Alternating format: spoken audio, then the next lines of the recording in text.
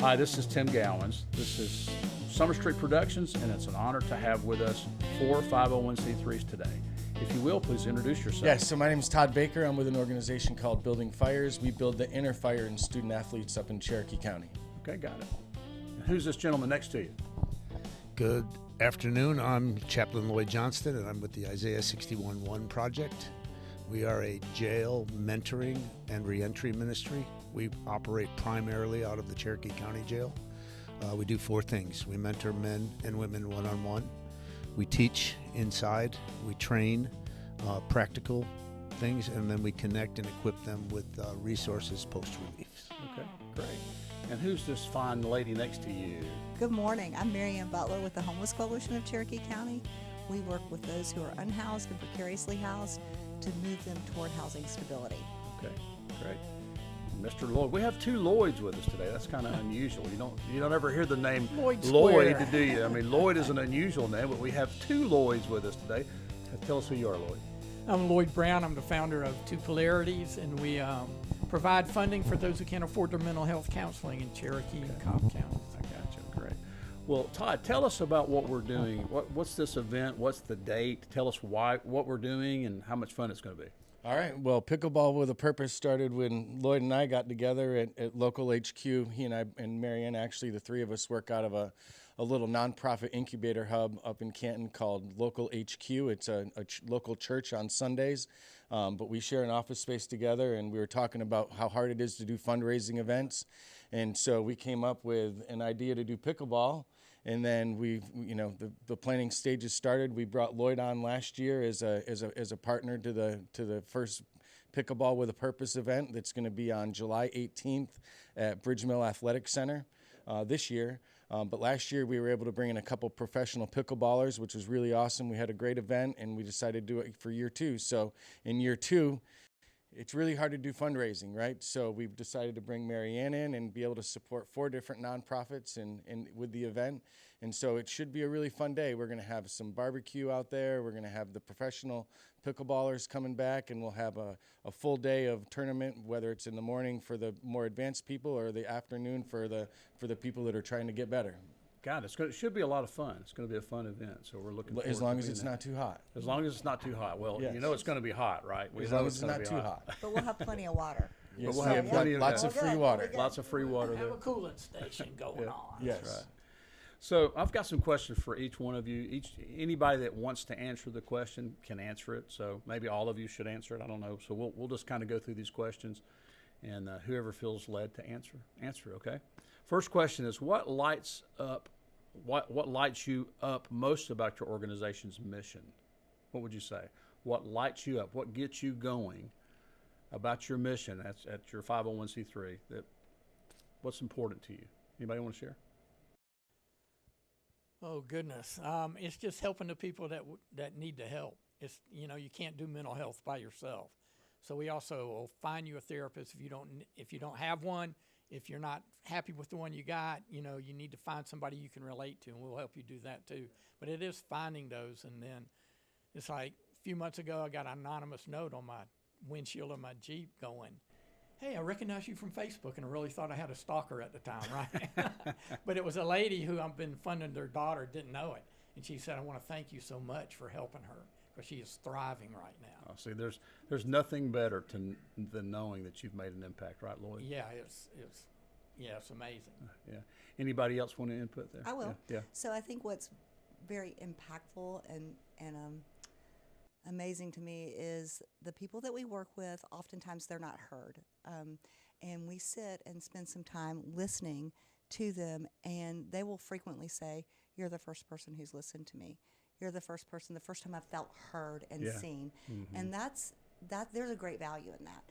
People who are often discarded or not thought of in a negative light, we try to value and honor them and care for them in the best way we can. Yeah, and that's wonderful. There's a lot of value in that. Yeah, that feels really good, doesn't it? It is.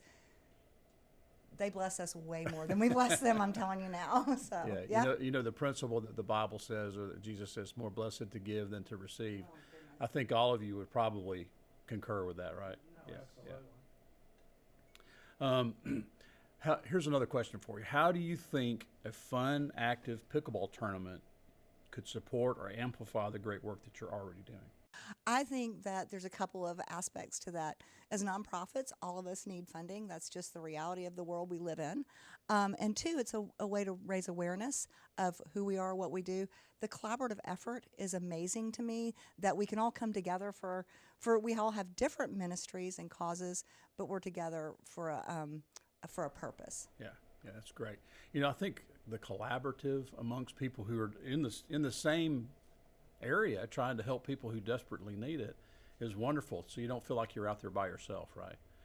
Have any of you ever felt like, hey, I'm out here all by myself? Have you guys ever felt like that? Absolutely. I mean, all the time we're out here by ourselves. You know, like I know each of our organizations are very small. We're not big nonprofits, right? Like we're really just getting started. So to be able to work together and collaborate and try to create an event that is really big and impactful is really awesome. So and it's for, like Marianne said, we're very different. Each one of our nonprofits focus on a different area. So for us to be able to come together, it really supports the community as a whole, because we're not all doing the same thing. We're really collaborating together, but working on different projects. Yeah, and it's nice too that you can share ideas together, right? You can come together and say, hey, I've got this situation or this person that I'm dealing with. What would you say? What would you do? Or how would you deal with this? It's nice to have that friendship, right? Yeah, I think that would be something positive. So tell us about a sporting event or a sports event or a tournament or a community fundraiser that you've done in the past that you're proud of. So we do an annual trail run that raises money to support the Coach Brandon English Scholarship Fund that we give out to a deserving student athlete that's going off to college to be in either the health sciences or coaching.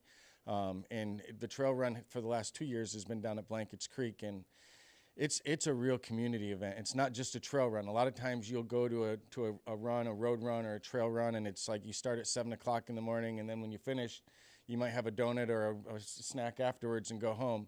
We do ours in the evening, so we have fire pits set up. We've got bounce house. We've got a food truck, and we have live music going on. So it's something that really brings the community together. And then at the end of the night, we have a fireworks show, and the fireworks show is unbelievable for a little tiny nonprofits fire show.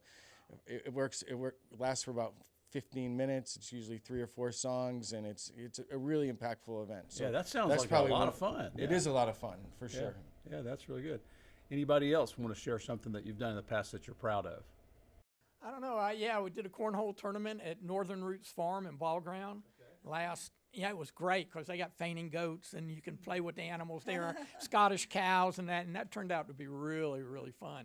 So everybody had such a good time. We want to do it again on August 1st at Northern Roots Farm. You know, I know that when people go to an event and it's fun for them and they have a great time, what are they going to do? They're going to tell people next year, hey, we should go to that. That was a lot of fun, right? Or that was impactful, or whatever. But to make a mark on someone's soul for what you've done through an event, man, that's the goal, isn't it? That's always the goal. Yeah. Anybody else want to share? Lloyd? Yeah, I think our pickleball thing was so much fun last year. Yeah. That people really want to do it again this year. So y'all come on out and support what we're doing. Have a good time because it will be a fun time. It'll be fun. Yeah. If Lloyd's around, it's always going to be fun. Yeah. I've only played one time, and I actually thoroughly enjoyed it. So I'm big. I got long arms, so I can use my hands too for paddles. But anyway, it was a lot of fun, and I'm looking forward to being at this with you guys. So, who are the amazing people or communities you get to help every day? Let's talk about that. Who are the people that you're trying to help?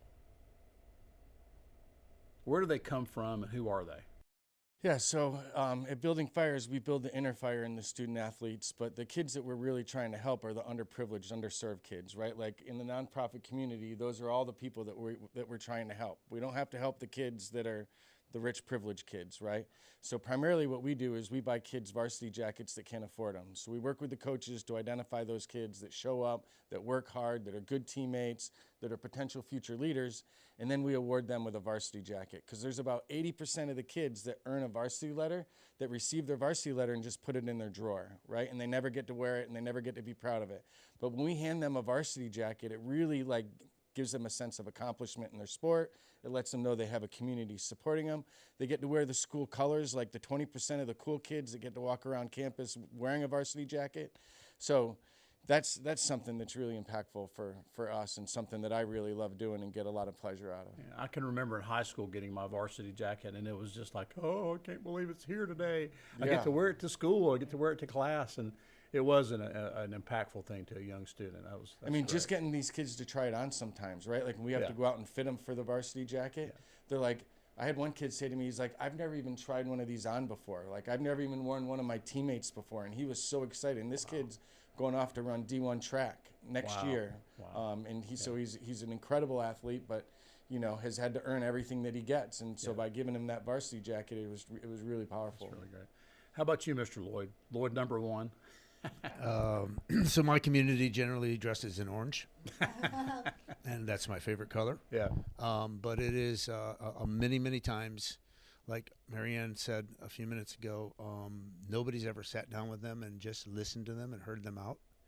So if you will, tell them who you're talking about, because some of our listeners may not necessarily capture what you mean by being dressed in orange. So I'm talking about inmates, specifically in the county jails, and specifically to Cherokee County Jail in my case. And many times they'll be in there and they are in a pickle. It may be their first time, it may be their 10th time. You never know. But if they will stop, slow down, consider, and maybe think of it as a timeout and not the end of the road, but maybe the beginning of a new road, that's where we come in and we provide them with hope. We walk alongside them. We try to encourage them to figure out what's going to happen before the door opens. And if they have some kind of a plan and they work towards that, we usually see him open doors that neither of us saw coming. And it's very exciting to watch, and it is very good. We get to collaborate a lot. And so I'll know somebody, will know the situation, or we won't. And God will let them out, and we will get together, and we get to be a part of the next chapter in their story. And it's amazing what God does It's amazing with anyone who will surrender. It's amazing to see God use you Yeah. in the lives of some people that really need It's help, right? It's not work. It's a pleasure. It's a to pleasure do. and a joy. How about you, Marianne? So yeah, Lloyd and I are fortunate enough and blessed to work together sometimes. So we have a couple of different programs. The one that's most prominent, if you will, is a referral-based week-long hotel stay. And that's where we do get to sit down with each guest. We receive a referral from pretty much any agency that you can think of in Cherokee County. We've received, hey, can you help this person? And so we've been able to do that. For that week-long hotel stay, it's a relief effort. It's kind of a little bit of a Band-Aid. Our hope and prayer is that they can then go to the next step, just to give them some time to save a little bit of money, to save for whatever they need to get into an apartment or some kind of housing. And then we have a longer term it's been averaging about 5 months, where we work one-on-one with people who it's a more in-depth. We work one-on-one, kind of addressing anything that's going on with them. Lloyd and I partnered on one of our very first people, and they're absolutely amazing. But oftentimes they bring to the situation, like all of us would, different things that are going on in their lives and different hurdles that we can help hold them accountable when they set their goals and kind of move toward that process of some. So you're just helping them go from one step to the next stepping stone, which And is it's done with a incredible. lot of support and a lot of love and a Yeah. lot of gentle, Yeah. gentle, caring hands, and so yeah. How about you, Lloyd number two? I should say Lloyd number two there. What would you say? Who are your folks that you're ministering to? Oh, there. A lot of people who just are struggling with their own mental health, and everything from anxiety to addiction to, bipolar issues. It's just a lump sum. I get calls from counseling centers going, "Hey, we got a client and they don't have insurance. Can you help them?" And I like, if I'm funded, yeah, I'll be glad to. Yeah. And there's probably I don't know, 12 different counseling centers now that we're funding people at that need that extra help, because you can't do mental health alone. I mean, when you got a 13-year-old coming out of Bronner's or wherever because they were suicidal, and it's a defect situation, or living with grandmama or whatever, and they don't have the insurance. So you try to put them in the place where they can thrive at, where they can be heard, where they can get the help that they need. Yeah, that's really awesome. That's really great. All of you are doing such great and incredible work. So it's a real privilege to help y'all accomplish your financial goals with this pickleball tournament. So it's an honor to be doing this for you guys. With regards to the pickleball tournament, if the pickleball tournament partnerships turn out to be a huge win, which we hope it will be, what would that look like for you and your organization financially? What's your goal? Have y'all set a goal for the pickleball tournament? Have we done that?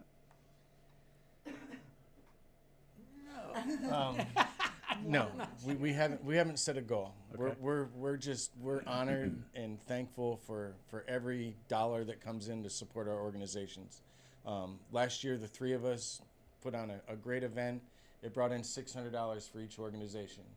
And when you look at all the effort that goes into putting on an event, and you think about $600, you're like, wow, that's not very much. That's two varsity jackets for us, right? So that helps two kids with a varsity jacket, and that's amazing if we can just help one. So it's not necessarily about how much money we bring in, and we haven't started setting goals when it comes. And I know it's really important to set goals. Like, we all have to set goals, and we should have a financial goal for this, but we don't look at it that way. We look at it as an opportunity to bring awareness to what we're doing. Mary Ann talked about it a little bit earlier, where it's letting people know what we do. Okay. And then when it comes to year-end giving, maybe they're more apt to like notice one of our posts or notice one of our emails that come out and go, hey, I was at their pickleball tournament and they did a great job, and I've got an extra $100 at the end of the year. I'd be willing to put it towards their organization. Yeah. So let me ask you a question. What if there's someone watching this and says, hey, I would like to donate $25,000. I mean, there are people out there that will do that, and I hope somebody will show up and say, here, guys, I love what you're doing. I'm willing to help. I want to help in a big way. So what would the dream number be for you guys? Just I know it's not thought of, but what's that? $100 million would be an amazing dream goal. $100 million, that'd be good. Then we could afford to go on vacation. There right? you go, right. Hey, I don't even take a salary. My wife reminds me all the time. She's like, you realize you run a nonprofit. That means no profit. Yeah, profit. Exactly right. It's very hard to be able to afford to go on vacations and that kind of thing. So any amount certainly helps, but certainly $25,000 would certainly provide opportunities for us to be able to get some additional help and resources. It's just me. I know Lloyd has Irene that works with him. It's just you, and you recently got Mandy to come in part-time and help you. And I know Lloyd, it's just Lloyd and his wife Renee and his family. And, we don't have a lot of resources. We're not a big nonprofit that has a human resource department or a development director or anything like that. I mean, it'd be great. Like, every little bit helps us get to that next step. Like, I look at Building Fires as being an organization that's known outside of Cherokee County someday. Right now, we're just in Cherokee County. And that's great for the opportunity to be able to serve the county. Yeah. But as we grow and have those opportunities to bring on a development director, that takes financial resources. Yeah. So if we were to have a $25,000 donation come to this pickleball event and help all four of our organizations, that would just be incredibly impactful. Well, hey, let's just hope someone will and pray that someone will. Absolutely. Yeah, I know for mental health, it's like, everybody hashtags mental health, like a sports athlete will be struggling with whatever, and like everybody will get behind hashtag mental health, right? Yeah. I don't hashtag mental health. I live it every day. It's every day I get a call. Like somebody, hey, can you come help Uncle Bob? He's having trouble. He's in a fetal position under bed. Can you come get him? It's like that. But we supplied 280 counseling sessions last year. Our little, for 280 counseling sessions. Wow, last year. That's awesome. But I think that brings up a good point. It takes a village, right? Like 280 or 280 less people that needed that assistance and needed that care. And that's amazing. Yeah, with sessions, not so much. But sessions. Yeah. But you know what I'm saying? And for the jail and for the kids who are getting the jackets, I mean, those are expensive. Those aren't, awesome. And they're so proud of what they do. I think y'all do amazing. What kind of presence will each one of you have at the event, the pickleball tournament? Are you going to have tents? What's the plan? Yeah, so Building Fires will have a tent set up. and we'll have a table with information, handouts for people to be able to learn more about what we do. Yeah. And each one of us have something. Lloyd had a really cool sign that he had put together last year. I hope you bring that again. Yeah, I'll bring that again this year. Lloyd, and what are your plans for this year? To be fully present, and answer questions, and then just mingle and get to know the people who are there, and hopefully serve them. If they have such a good time, they invite 10 people to come back next year. Yeah, that's the idea, is have fun raising some money, and get to know the folks in the community that are there. And I'm excited to be a part of this, so I'm glad to be helping you guys. So how do you usually share real life stories and results from funds raised at the events like this? I mean, obviously I know what you're doing, but how will the funds be actually used within your organizations?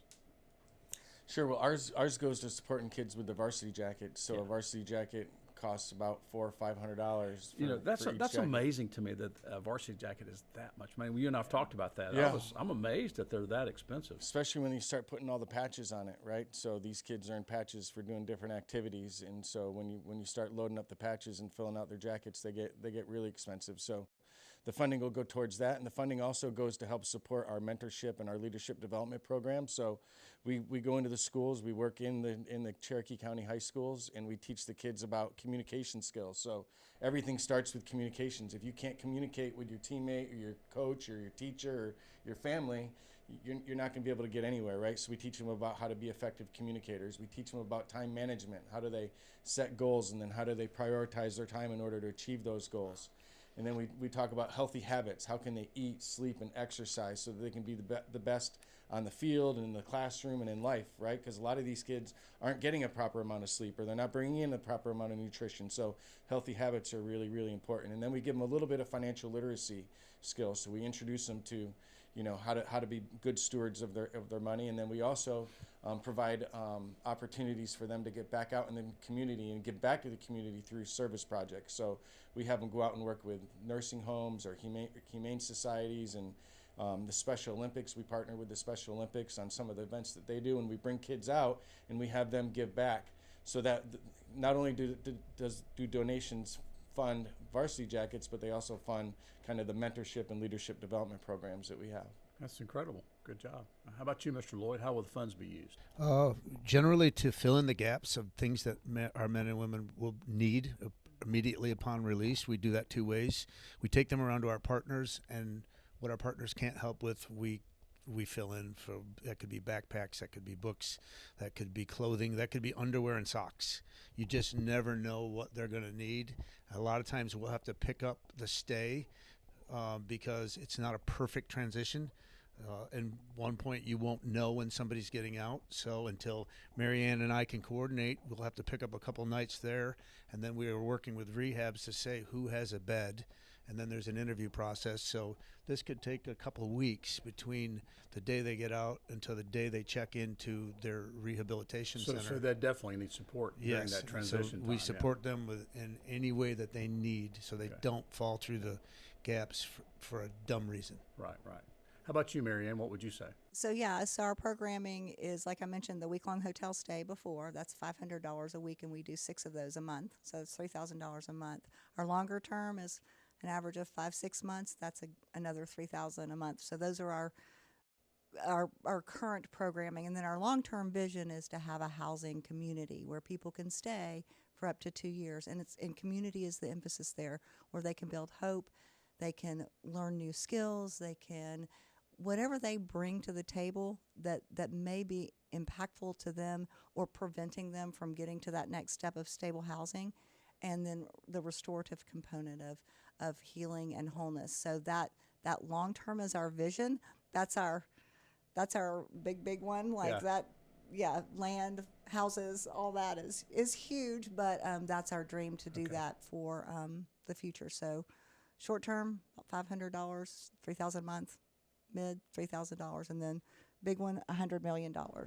That's like Todd said, $100 million. I like $100 million. I mean, that'll maybe cover Bill it. Gates is That'll watching. You cover never it, know. and I'll share with everybody. I promise. So I will. How about you, Lloyd? Yeah, my funding, counseling, it all depends on what kind of therapy you're getting, right? It can range from $130 a session to $250 a session. So the minute I get donations in, it immediately goes out. So it all depends on who's getting what. What kind are you getting? I don't know, brain spotting. Are you getting DBT? Are you getting everything from autism to it all depends on the therapy you're getting. Yeah, that sounds kind of expensive. Yeah, it gets kind of expensive. Yeah. So I just show up at people's driveway at 2 a.m. going, "Hey, you got $20? Hey, I need it." Yeah, they go, "Get out of here." I got you. Okay. Here's how would you? So let me before I get into this next area, people that are going to want to support the pickleball tournament want to get an ROI or return on their investment, right? So at the pickleball tournament, how will you honor the folks who have supported you or will support you during this event? What's your plans on honoring those folks who are helping you? Yeah, so ROI in the business world is certainly return on investment. Right. In the nonprofit world, ROI is return on impact, right? So we really want to make sure that we're stewarding those resources in the right way. We're going to have signs set up. We're going to have a thank you to our sponsors banner. We have 10 pickleball courts, so each pickleball court is going to have its own sponsor. So Court 1 will be sponsored by Kraus Family Ford because Kraus Family Ford is our title sponsor. So they'll have Court 1. Court 2 will be probably Woodstock Furniture Outlet because they were the second big sponsor that came in. They're going to be sponsoring the lunch for us that day. B&B has been really generous, so they'll have their court.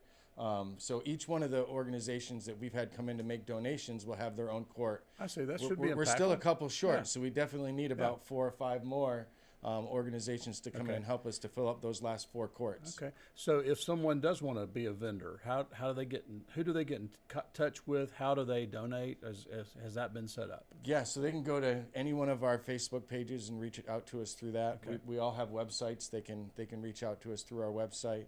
What's the website address so we can put that? Well, in the video? for us, it's buildingfires.com. Okay. Isaiah 60 projects, Isaiah611project.org. Okay. Homeless Coalition of Cherokee County.org. Yes, the number 2 polarities.org. .org. You can just okay. Google 2 polarities, pull it up to my website. All right. So anyone that wants to give to the event, there's a link on y'all's sites that they can do that. Okay. Yeah, Facebook. Yeah. Okay. That's great. Yes, we do have a dedicated Pickleball with a Purpose Facebook page. Oh, yeah. that Tell they them the can go address to. for that. That's just Pickleball with a Purpose is the name of the page. Lloyd's wife was able to set that up for us, and we've been making a lot of posts, on there about thanking our sponsors and letting people know as to what the daily festivities are going to be looking like.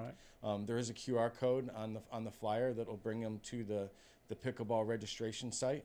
Okay. And on there it shows the sponsorships that are available, so they can sign up for a sponsorship through there. Yeah. So all the checks can be written out to Building Fires, and then we distribute the funds over there. We've got a really good bookkeeper in Elizabeth Peace in the Intentionals, so they manage our books and they make sure every dollar is accounted for. So I know Elizabeth. I know Elizabeth. She's going to watch over you. And absolutely, yes. she absolutely is a hawk and will watch over us and make sure we're stewarding the money the appropriate way. So even though the check's coming to us, like everything's accounted for and every dollar gets split up equally amongst the 4 organizations. Yeah, that's fine. That's all. That's the way a lot of folks do it. So it's okay. Yeah. So that's. I wish we just had a bank account though, that was like a Pickleball with a Purpose bank account. And maybe by year 10, if this continues to grow and head in the right direction, Get that happening. And can you afford get your that $100 million donation. if we right? get a $100 million donation, we absolutely will have a Pickleball with a Purpose foundation that we all are supported by. Okay. What does your team need to feel fully supported and excited to partner on something like this? Do you guys have any specific needs? I mean, I know we need vendors, right? We know that. But is there anything else that you guys need that maybe someone watching could fulfill? Players. We want people to sign up and come and join us and have a great day. And, players. Yeah. How many players would be a good, successful event? What would that be? I mean, just one, right? And we've already got One. We've already got more than that, so it's Okay. already a huge success. Okay. Our goal is to get to 80. We would 80 love to have players. 80 players. Yeah. Okay. That would just be a great day. Last year we had 46. Okay. So to be able to get up to 80 is not out of the realm of possibilities. Okay. And I know the last couple weeks here, we're making a big push to be able to get up to that 80 number. Okay, I'm sure that's going to happen. I feel like that'll happen. So, well, thank you all for being with us today. I think this is very informative for our viewers, and I'm excited to see what the event accomplishes for you guys financially. Let's hope somebody will come through in a big way for us. And thank you again for being with us.